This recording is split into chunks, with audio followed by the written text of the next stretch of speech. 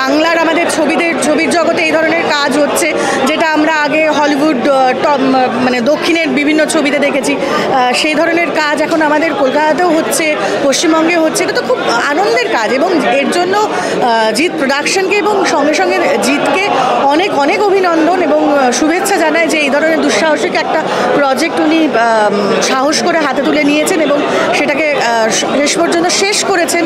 এবং এই প্রজেক্টের একটা সামান্য অংশ হতে পেরে আমি ভীষণ কৃতজ্ঞ জিতের কাছে হতে পেরেছি যে আমাকে সেই সুযোগটা করে দেওয়া হয়েছে।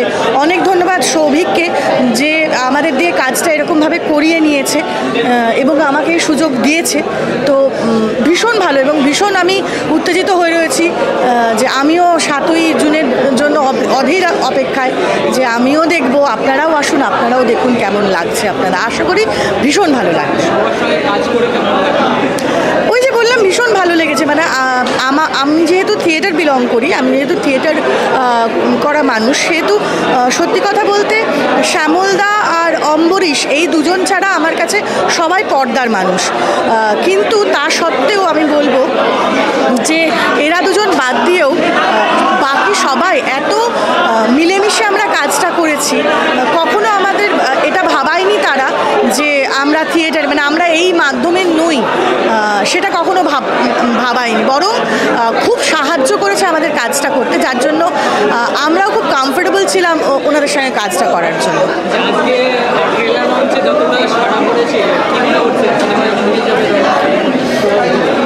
আমি তো বিশ্বাস রাখি অবশ্যই হবে, কারণ শুধুমাত্র জিদ্দা বলে নয়, পশ্চিমবঙ্গের মানুষের কাছে জিৎ তো এখন জিদ্দা, মানে জিদ্দা এটাই একটা টার্ম হয়ে গেছে, নাম হয়ে গেছে, সে সুপারস্টার।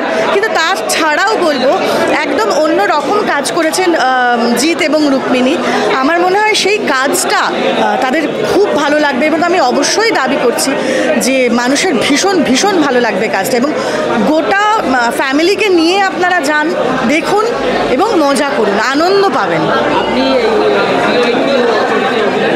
আমি জিতের অর্থাৎ সমরের মা চরিত্রে অভিনয় করেছি।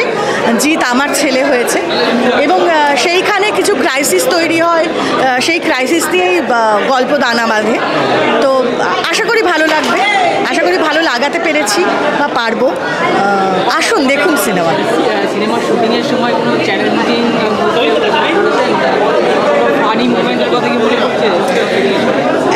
মনে তো পড়ছে। আসলে জিতের সঙ্গে কাজ করাটাই ইটসেলফ একটা চ্যালেঞ্জের বিষয়।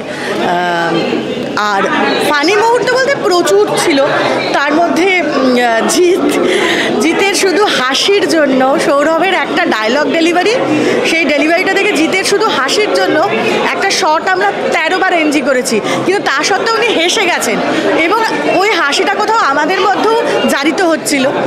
আর যেটা আমার এই সিনেমাটার জন্যও বিশ্বাস যে আমাদের জীবন থেকে এখন আনন্দ মজা তো খুব কমে যাচ্ছে, কিন্তু আমার মনে হয় এই সিনেমাটা ভীষণভাবে সেই হাসি, আনন্দ, মজাটা দর্শকদের মধ্যে ছড়িয়ে দিতে পারবে। আমার নাম ঝুলন ভট্টাচার্য।